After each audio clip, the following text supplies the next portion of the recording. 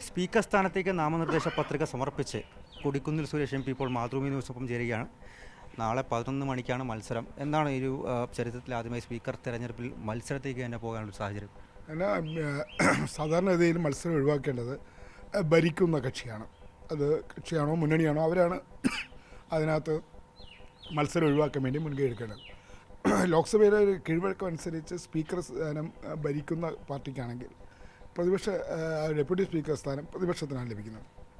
അത് കോൺഗ്രസ് ഭരിച്ചപ്പോഴും ഒറ്റയ്ക്ക് ഭരിച്ചപ്പോഴും, കോൺഗ്രസ് മുന്നണിയായി ഭരിച്ചപ്പോഴും, BJP ഒറ്റയ്ക്ക് ഭരിച്ചപ്പോഴും മുന്നണിയായി ഭരിച്ചപ്പോഴും ആ കീഴ്വഴക്കം പാലിച്ചുകൊണ്ടാണ് മുന്നോട്ട് പോയത്.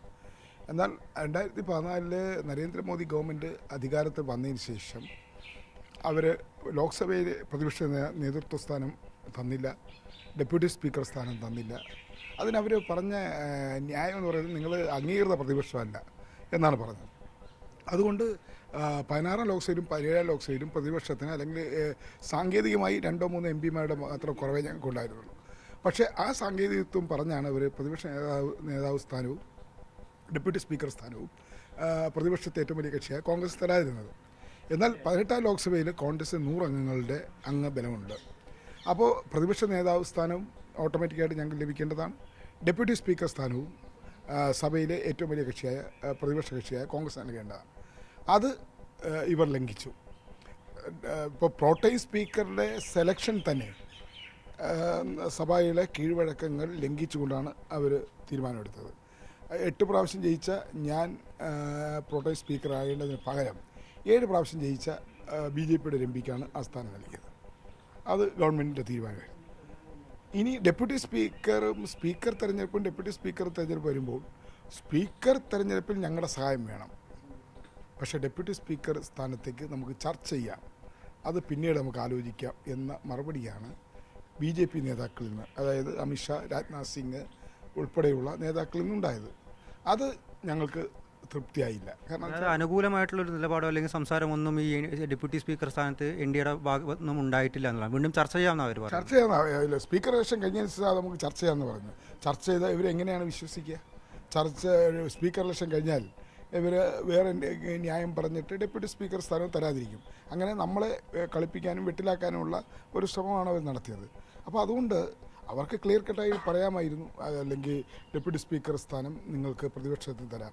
അത് മറ്റേ സ്പീക്കർ തിരഞ്ഞെടുപ്പ് കഴിഞ്ഞ് സ്പീക്കർ ചുമതല ഏറ്റു കഴിഞ്ഞാൽ ഡേറ്റും വേണമെങ്കിൽ ചെയ്യിക്കാം. ഡേറ്റ് പാർലമെൻറ്റ് ഈ സമ്മേളനത്തിൽ തന്നെ അല്ലെങ്കിൽ ബ്രേക്ക് കഴിഞ്ഞ് പാർലമെൻറ്റ് വീണ്ടും ചേരുമ്പോൾ ചെയ്യാതെ അതും വേണമെങ്കിൽ തരാവുന്നതാണ്. ഇതൊന്നും പറയാതെ ഇപ്പോൾ സ്പീക്കർ സ്ഥാനത്തേക്ക് ഞങ്ങൾ അവരെ പിന്തുണയ്ക്കണം, ഡെപ്യൂട്ടി സ്പീക്കർ സ്ഥാനം പിന്നീട് ആലോചിക്കാമെന്ന് പറഞ്ഞപ്പോഴാണ് ഞങ്ങൾക്കതിൽ തൃപ്തരായില്ല. ചർച്ചയ്ക്ക് പോയ KC വേണുഗോപാലും ശ്രീ ബാലുവും തിരിച്ചു വന്നു. എന്നിട്ട് നമ്മൾ തീരുമാനിച്ചു എന്തായാലും മത്സരിക്കുക, സ്പീക്കർ സ്ഥാനത്തേക്ക് മത്സരിക്കുന്നത്.